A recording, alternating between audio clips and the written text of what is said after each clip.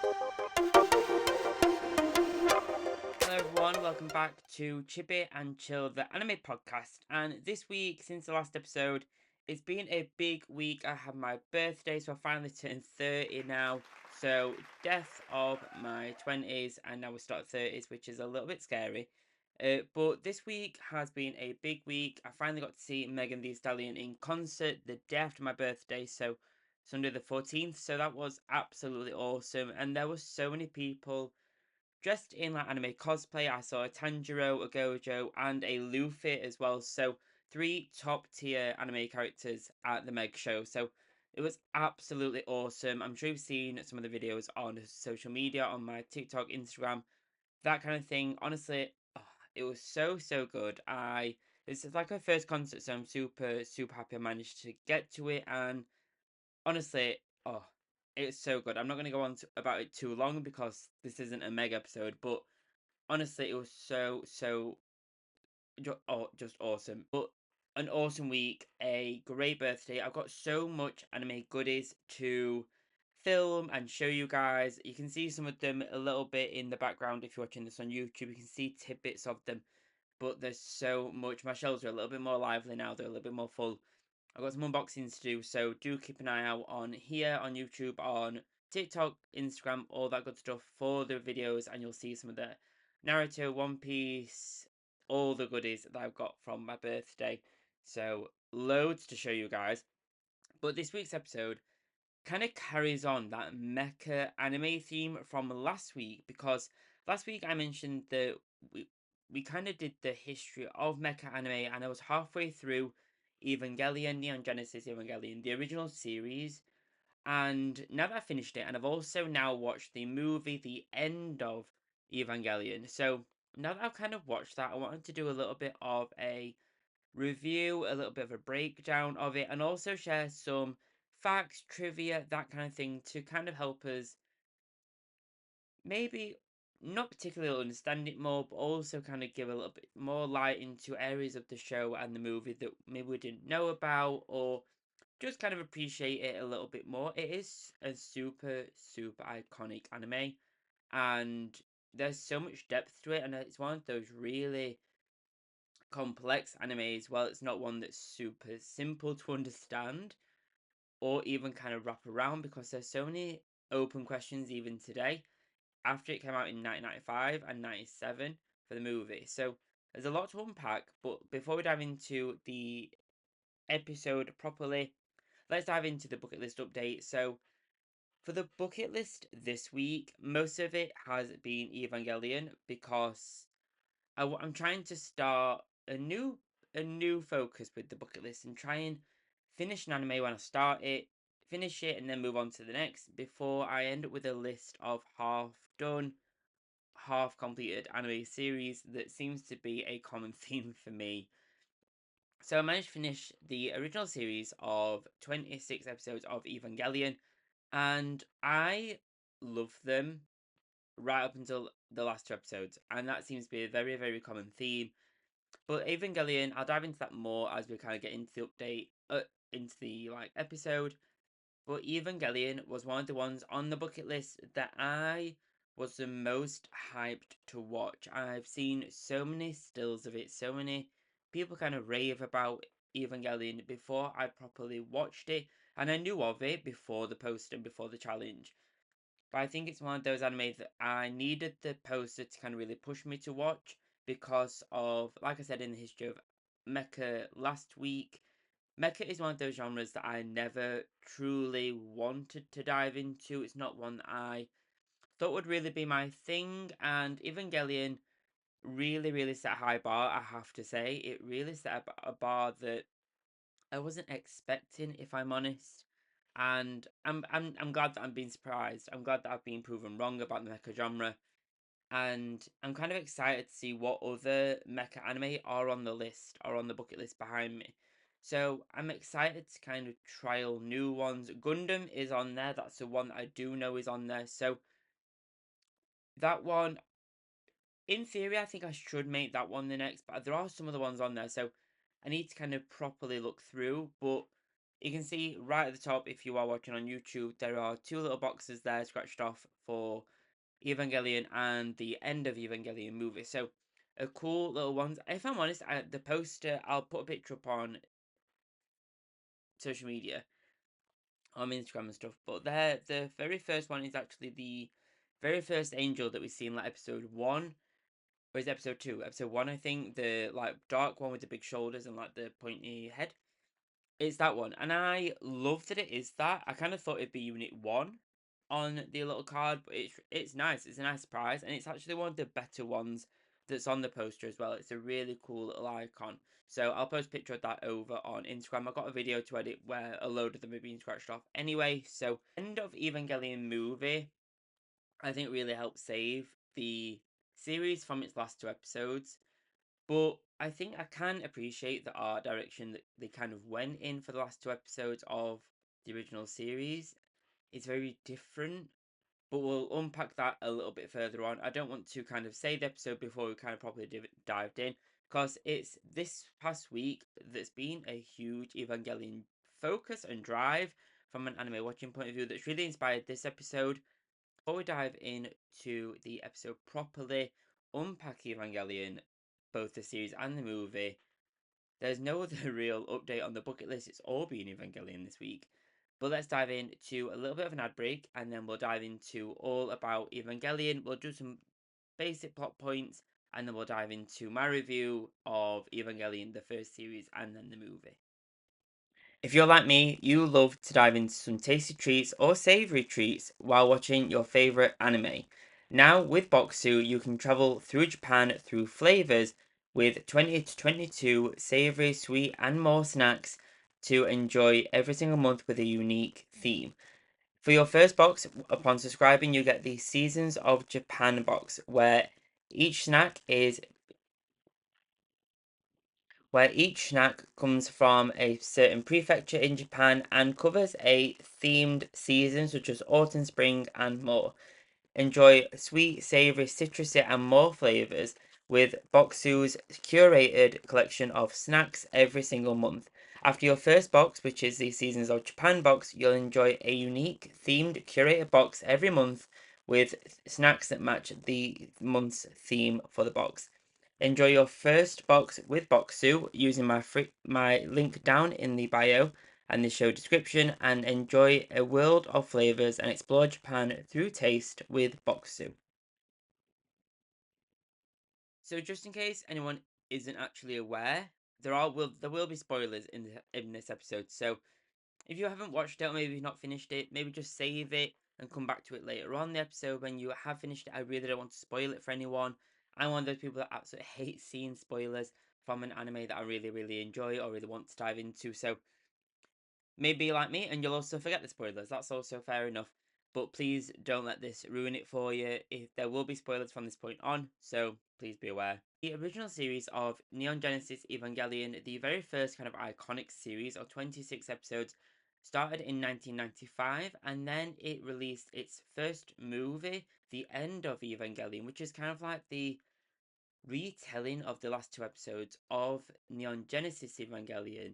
The original series came out in 1997 as a way to kind of retell the ending because of how controversial it was for the fandom and everyone that kind of was looking forward to this ending. But the plot of Evangelion is the series revolves around the organization NEAV. Just a side note here, I did watch it in English and I want to say as Nerve, just normally, like just say as Nerve. But everyone in the anime in the English version says it as Nerve, and it's got a weird kind of sound to it, but I will say it like that just in case they said that like that in the Japanese version as well. But Nerve using large mechas called Evangelions or Avas to combat monstrous beings called angels, and they are piloted by several of the main characters or children, which are Shinji Ikari. Does anyone else have this issue where you kind of see the names or you hear the names on the episodes or you read them in the subtitles and you try and say them out loud, and your mouth just does not want to say them, and it just does not happen. So if I butcher some of these names over and over again in this episode, I am so sorry, but I don't know why I can say them so easily and so confidently in my head. And as soon as I start to say them, I sound like I've never spoken in my life. But they're piloted by several of the main characters from the show, which are all children, which is Shinji Ikari, Asuka Soryu, and Rei Ayanami. And there are two kind of other ones which actually end up being the fifth angel. But they're like your main core three, the three pilots for the three Avas. But the Evangelion anime, I absolutely loved. It's so, from a very first take point of view, I think this is the anime and the visual aesthetic of anime that I think people think of when they first think of anime. It's got that very kind of nostalgic retro vibe to it. It was made in 1995, so it has got that kind of older technology inside of it that now is super retro and super kind of like a vibe now. It's super aesthetic now. But it's so gorgeously animated, and it's one that I think if you kind of don't pay attention to the plot point, you can get lost in the visuals for the show. It's so kind of intricate for its time. I don't really, it's not ancient, so I don't really want to say it like that. But it's got such an interesting visual to it, and it's super, super aesthetic to look at. And the story itself is super intricate. I think Evangelion is known as one of those anime that can get quite confusing after a little while, especially after I think it's episode 12 where the story starts to alter and change a little bit and starts to get a lot more monologue focused, a lot more kind of inner trauma kind of focused and focused on the inner turmoil that these characters are going through that are only about 14, 15, that kind of age, like adolescent age. And it focuses more on that kind of inner turmoil that these characters are going through. They're all kind of trying to like come of age, and they're piloting these huge machines that we actually learn are not quite machines. They aren't full throughout machines.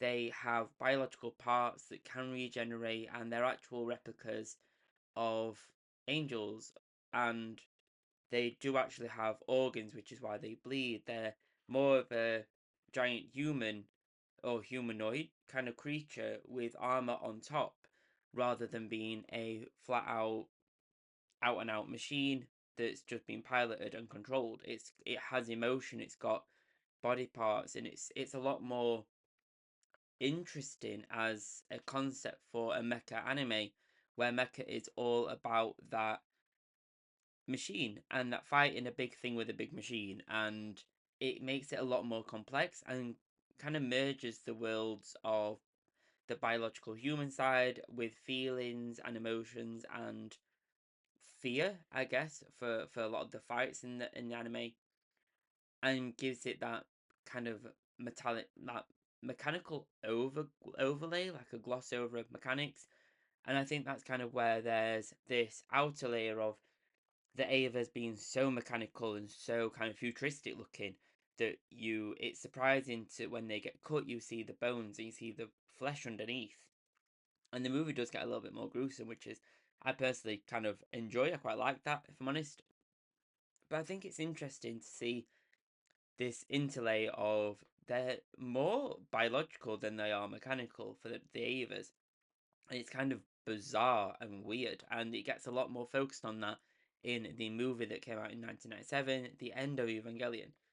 But I think I would have loved, maybe if I watch it again, I think I'll have less questions, but I think I would have loved to have had more information about the first impact, the second impact, and had more about what exactly happened. Like I would have loved some clips around this is what it looked like, this is what the first one looked like, this is what happened, this is what the world had to do to survive, and kind of run through it a little bit more and tell you more about that lore. I think the world of Neon Genesis Evangelion is so interesting. It's so deep. There's so much history there. Before we even start the story and before we even meet Shinji or especially Rei as well, she's got such a backstory, and there's especially in the film, she plays or her character, I guess, plays an enormous role, and that surprised me a little bit. We're so used to kind of seeing the main character, which is Shinji, play this main part, and everything revolves around them.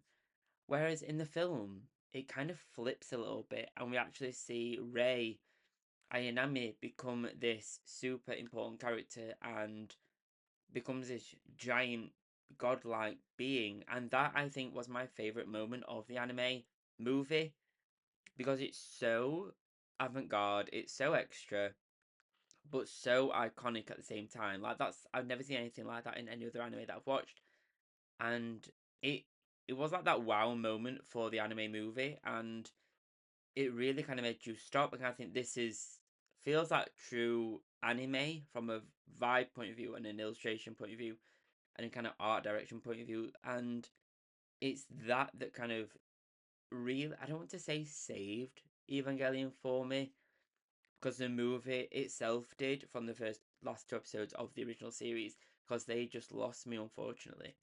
But the series itself was super cool. I loved it. I loved the design of the Avas. I loved the lore of the Avas and the angels, and I find it interesting. I kind of expected all the angels in the series to look like the first one, the one with the kind of like teardrop upside down teardrop kind of bird like head with the giant shoulders. I kind of expected them all to look like that, but actually they're all incredibly different, which I thought was odd and interesting. And it's kind of, they all kind of attack Earth in different ways and try different techniques. And I guess, is that why they're so different? They all have a different technique to try and achieve the goal that we kind of see at the end. Is that why they're so different? It's super interesting. Or is it just from an anime point of view and an art direction point of view that it makes it more surprising for the user to kind of see them like this in different ways? It's like that big pyramid one. There's a one that's like literally just a cord, and there's like kind of electrical one. There's a lot, and they're very different. I got some facts about them down, like towards the end of the episode. Um, but it's interesting, and I find them fascinating. I want more of the lore about the angels specifically. They were one of the things that really interests me, especially with Lilith and Adam. I think that's really interesting. And one thing I noticed throughout the entire show and the movie is that kind of religious symbolism that was super heavy throughout, especially when we started to get more deep into the story with Lilith and Adam. It's a lot of Christian kind of nods throughout the series, which I thought was really interesting. And that's something I think we see a lot in 90s anime, is that kind of religious nod. There's some that actually got kind of they got edited in the Western media instead of it being, or was it the other way around? They got edited either way. There's a really famous one from Pokemon where Misty is holding up like a crucifix to a ghost type Pokemon, and you kind of see that a lot. When you look back at 90s anime, there's a little kind of undercurrent of religious symbolism throughout anime, and I think that's really interesting. We don't really see that too much now, and I wonder why, but I'm not going to dive into something that heavy in this episode. Don't worry, I'm not going to start having like a religious debate on this podcast. But I think it's interesting. I think it's strange, but it fit Evangelion so well. The whole kind of vibe of the darker side of Christianity really suits Evangelion, and it really worked for a lot of the symbolism, like all of the explosions. There were like the little stars that looked a little bit like a crucifix. Those were so cool. But overall, I absolutely loved the first season, apart from the last two episodes. And after kind of doing a little bit of digging to kind of find out why it was controversial, and I found out why. Um, and I get why it is controversial. It's very different. It's very arty. It's a very art directed kind of focus for an anime that is essentially a, well, it's not essentially a fighting shonen anime. It doesn't really fit that vibe, but it does in the first 12 episodes. It's got a very big focus on that in the first 12 episodes. It's very, the Avas are fighting angels and they're using techniques to try and fight them, and we'll learn more about the Avas and how they're kind of the plugs and the pods and things like that. We learn a lot about the Avas in that moment through the fights. And all of a sudden it kind of swaps and flips, and the anime becomes much more of a inner turmoil focus. And I think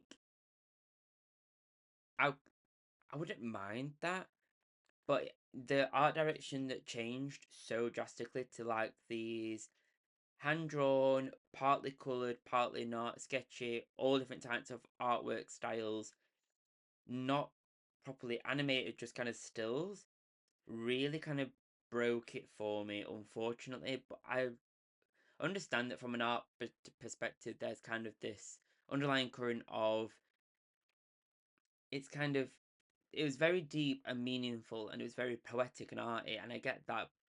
But I was expecting more of a wrap up from a story about the Avas and the Angels, and all of a sudden we've gone from kind of killing the fifth angel, unaliving the fifth angel, to then this huge 2 episode long in a monologue from the characters. And the art direction, like I said, was a weird mix. I think that's what broke it for me, unfortunately. If it carried on the normal animation that we've had from the very beginning, I think potentially I might not have felt that way. But there was a lot more like crude drawings, like we said. But I wonder if when I've kind of thought about this and kind of reflected on it a little bit, is it because the characters are laid bare in those 2 episodes? All we kind of see is this crazy, mixed up emotion kind of soup that we're seeing, and is it because they've got nothing to hide behind anymore? So the emotions are laid bare, so the animation and drawings are also laid bare to kind of match that feeling and emotion that the characters are feeling that we've been with since episode 1. Is it so we can kind of feel almost uncomfortable as they are? Is that kind of why? Am I just reading too much into it? Maybe. But I think that's really, really interesting. And I can see why it's controversial, and I do get it. But then all of a sudden, on the last 8 minutes of the episode, it kind of returns to this normal animation that we're used to seeing. And what we've all just kind of witnessed together and uncomfortably kind of sat through, it actually all just ends up being a dream by Shinji Ikari. That's just a dream that he's been having. And he's woken up by the pilot of Unit 2. And that's kind of strange. It's bizarre. And it's kind of it's a moment of question of, well, how much of it did happen? Or was it all a dream? Or is it just that weird 2 episode moment that was a dream? Just a sketchy bit of the animation? Was that just a dream? And it kind of like interplays a little bit, and we get a bit lost. And then all of a sudden, Ray, the pilot of Unit 0, is having a first day at school, and they bump into her, and it's a bit like she doesn't know them anymore. But why? Or is it a clone of Ray? Because we know there's a load of clones of Ray. So there was so many questions, I think, raised in those last 8 minutes of the episode of the series, that then it kind of just ended, and you're left in this kind of dark void, knowing nothing more about the world of the Avas or Evangelion. But then we have the movie. So the movie, I think, really helped save this for me. And I keep saying save, but for lack of a better word, saved it. Because I loved it right until the last 2 episodes. But the movie, I think, really, really gave me the ending that I kind of wanted, and more, I think. I think more. But I think the end of Evangelion, I think this gave me one that I much preferred this to last 2 episodes. And I think they made this movie to kind of help appease the fans a little bit, because it was controversially received. People didn't like it all that much, and I can see why. It is very different. Maybe it's because it was very ahead of its time. Maybe that is why. Maybe it was too ahead of its time. It was too different for people, and I get that. Maybe it even is today. But I think the movie should have been the last 2 episodes, but I think it worked in the brand's favour. I think to have it be a movie, I don't think the series would be as big without that controversy. So I think from a marketing point of view, it works, and it works. I mean, I'm making this podcast episode all about it, so it obviously works somewhere. But I think part of me thinks that I I think part of me thinks I prefer the movie because of my love for shonen anime, and that kind of those love for these big fights and big climactic moments. the movie had a lot more of those. We saw, I keep forgetting the pilot of Unit 2's name, but the orange haired girl that pilots Unit 2, she kind of has this inner turmoil as well, but then she's back in a Ava. She's fighting these 9 angels that have come back, that have all kind of risen, and that's such a strong fight, and that drew me in immediately, like this giant fight, and the giant angels that actually now have wings like angels, and kind of they look like angels, but much more kind of alien-esque because their faces aren't quite like an Ava. So it kind of, but they're quite Ava. They're Ava-like. It was so good, and I think that is why I enjoyed it more, because this is the kind of ending that I wanted from the original series. These climactic moments, these big fights, and it's still got that arty vibe with the giant ray that we see with Lilith, and that kind of merging of this collecting of souls and this kind of cataclysm and this big kind of end of humanity that we kind of see. It was just so well done, and I think that is exactly what I wanted from the series for Evangelion. And I'm so happy that they did this. And yeah, I think I didn't like the moment near the end where it kind of, again, we kind of had this flip similar to the original series where we had this flipping, not particularly narrative because there was quite a long monologue going on at this point, but there kind of was a flip towards this real world recording, like, of Japan and people, and all of a sudden we have this flip from animation over to real world photography, real world like recording, which was bizarre. And again, it broke me away from the animation, and I don't really know why that happened. Is it because we're meant to be more self-aware? Is it because we're meant to be aware of what we're doing right now? So it kind of kind of shocks us a little bit. But I didn't like that. I'm not gonna lie. I didn't like that kind of moment where it kind of split us away from the animation again. But it was interesting, and there's some kind of greater meaning there between for that I'm just not understanding, and I'm aware of that. So fair enough. I'm maybe it's some maybe Evangelion will be one of those animations and piece of art, I guess, that it will be studied in years and years and years to come, maybe like in 2050, if not later, because I was actually not that far away. And it'll be like one of those greatest pieces of art because it's so deeply thought out, because of these moments where it breaks animation completely and you're kind of shocked as a viewer. But we did still get the inner turmoil from the kind of inner conflict and inner turmoil that the characters were going through, and I think it was done slightly better in the movie than it was in the actual original animation. There was this kind of undercurrent of a lot more kind of adult themes, and especially right at the beginning with Shinji Ikari. I'm not gonna put a screenshot of it, but if you know, you know. But there was that kind of, there's a lot more of a kind of sexual kind of puberty undercurrent going through the movie, which is kind of interesting. And it was slightly there in the original anime, but it was much more present in the movie.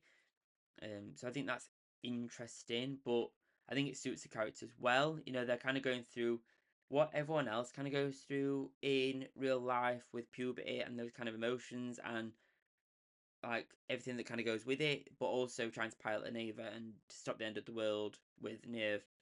You know, kind of going through all of this whilst also just trying to be a kid and also not trying unalive at the same time. So it kind of worked, and I think it did it really well. And it was kind of like, it was interesting, for lack of a better word, to kind of see it, I guess. It was strange but interesting. But it's got those kind of moments that I think where anime is different to cartoon, because it is a lot more, I don't want to say real, but it is a lot more kind of honest about the turmoil that people go through, and kind of shows more of the emotions and emotional cycles that characters go through in an anime compared to like a cartoon where the world is saved and everyone's fine again, everyone's happy, it's fine. and Monday rolls around again, and it's the same again. You know, it's that kind of thing. But I loved the movie. I think the movie really, really was like the pinnacle of Evangelion for me. And yeah, I'm reluctant to watch the other movies because I don't want to ruin it. I don't want to spoil it for me now. But there's an Evangelion Death True Squared. True two? It's not two because there's not a sequel to it. But I think it's technically part two of like a run of movies, and this seems to be more of like a recap of the series, of the original series. Originally split into two halves, with the first one being a recap of the first original 24 episodes, and then it kind of continues the story on. I don't think I'm gonna watch that. It's not actually on the bucket list. The series and the movie End of Evangelion was, and that's not the reason why I don't want to watch it. But I think I'm quite happy with how it's kind of how the movie kind of brought the series to an end, and I'm happy with how it kind of continued it through and brought it to an end. It is one of those series though that I really do want to sit and really dive into. I want to find some kind of fandom, some kind of site that shows all this information about the Avas, about the Angels, about Nev, about Philae, about uh the is it Spear of Longinus? I really wish it wasn't pronounced like that. I really wish it wasn't Longinus.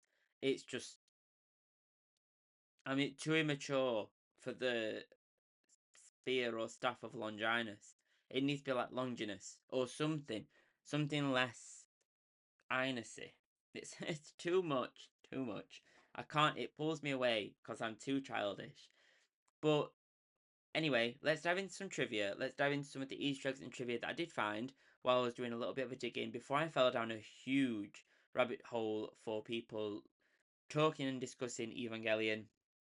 But overall, before diving into the Easter eggs, I am so glad that this was on my bucket list. I'm so glad that I've finally kind of dived into this. And it is one of those that I very rarely rewatch an anime ever. In fact, I don't think I ever have. I never sat and actually rewatched an anime. There's too many that I want to enjoy more of. But I think now that I know what kind of happens at the end of the movie specifically, I kind of want to rewatch it to see what other bits of information I can kind of pick up that maybe I didn't in the first run. And I think that is a good mark of how good an anime series is.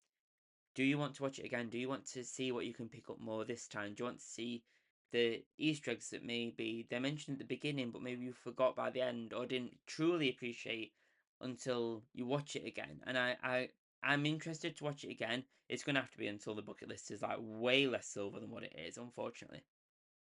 But I think it is one of those anime that I really do want to dive into again and try and understand even further. But if anyone knows like a book or like a blog or something that really, really dives into like the lore of the world of Evangelion, that kind of thing, please let me know. I really want to understand this world a little bit more.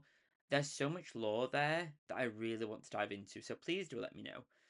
But Easter eggs and trivia. So I've got 5 facts about the world of Evangelion, both the series, characters, and kind of the background of the production of it. And then you kind of know it a little bit more.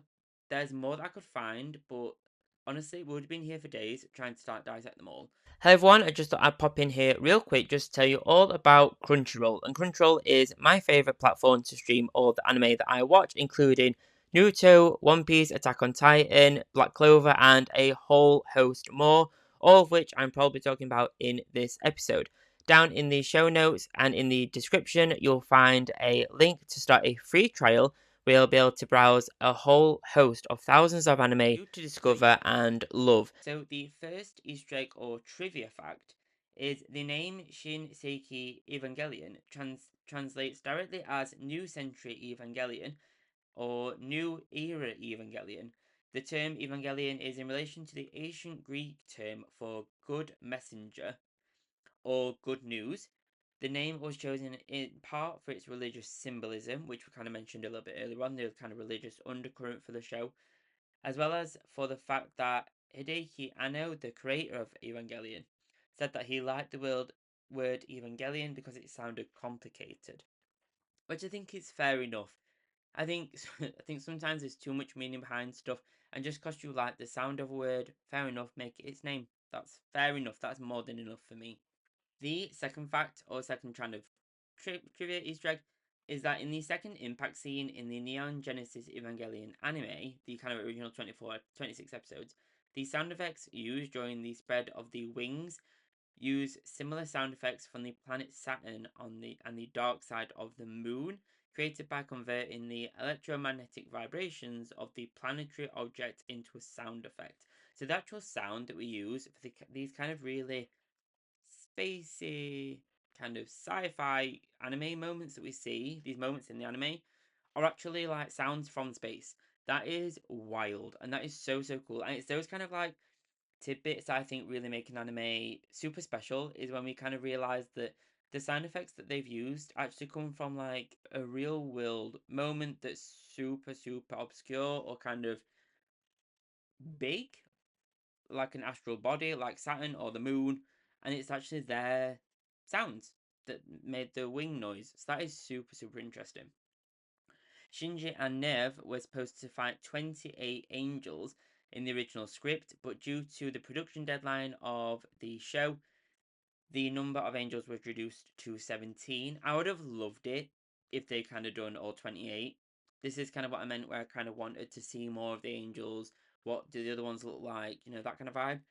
So interesting, but I'm kind of glad that it didn't run too long. And I like an anime where it kind of runs for 24 to 26 episodes.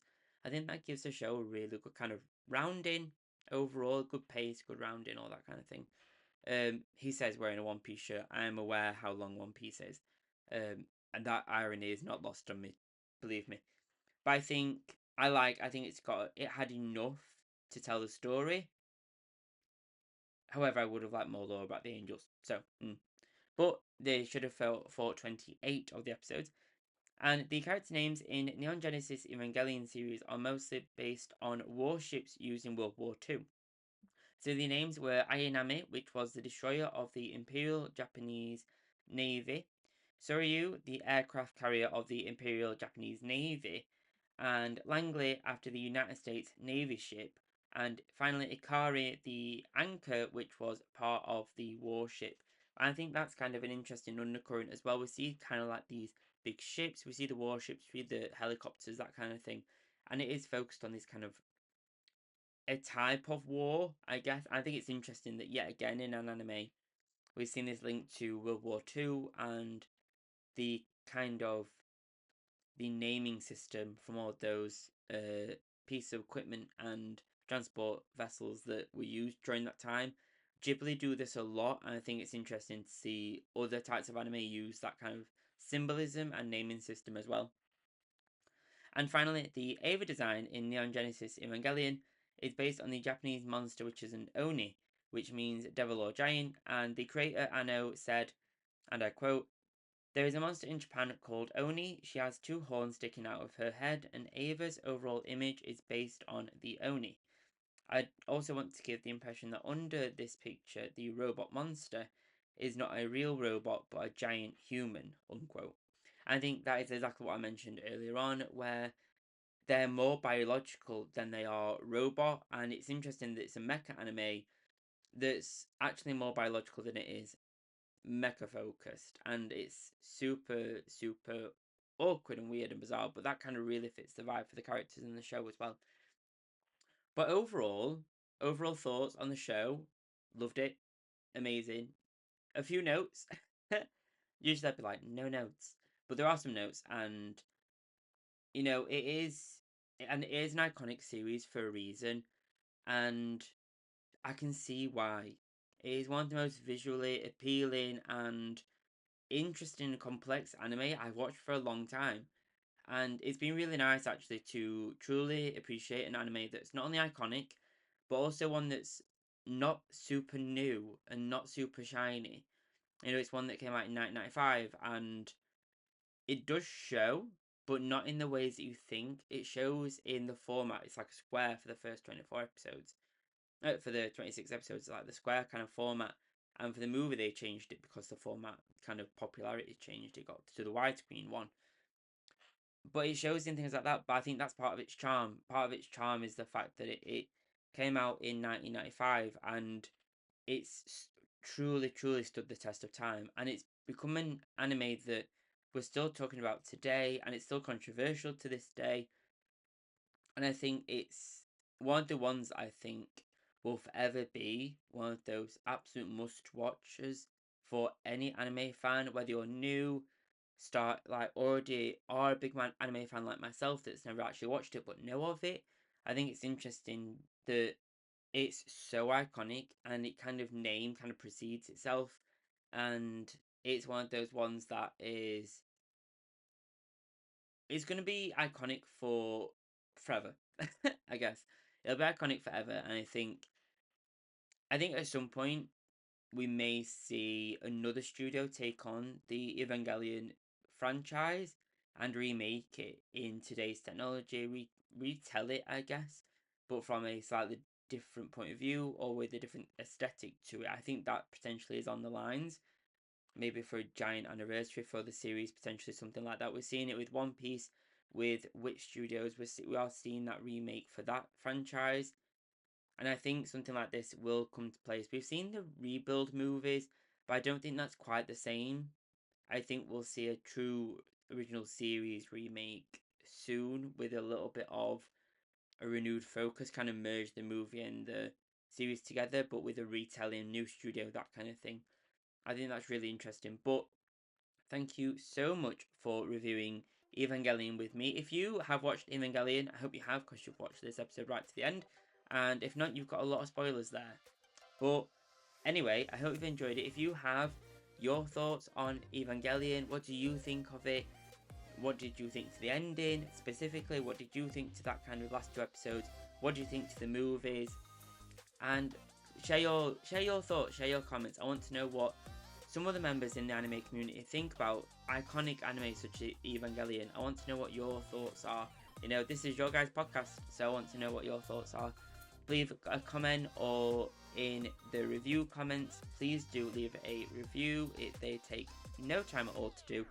If you're on Apple Podcasts or YouTube or Spotify, please do like or subscribe. Please do. They support the show in multiple ways, in ways you could not honestly imagine, and they are free to do. Thank you so much for joining me on another Friday, another Anime Filled Friday. This week, I have a lot more anime to watch. I think my new focus for the week coming is to get a much more Naruto focus. I want to finish the first series. I finished the first series.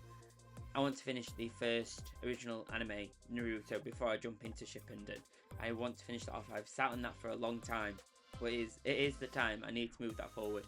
But thank you so much for joining me on today's episode. Be sure to like, subscribe, all that good stuff. I'll see you over on Instagram, TikTok, Threads, everywhere else. And thank you. Enjoy your weekend. Have a great week. Enjoy, and happy anime watching. Bye bye.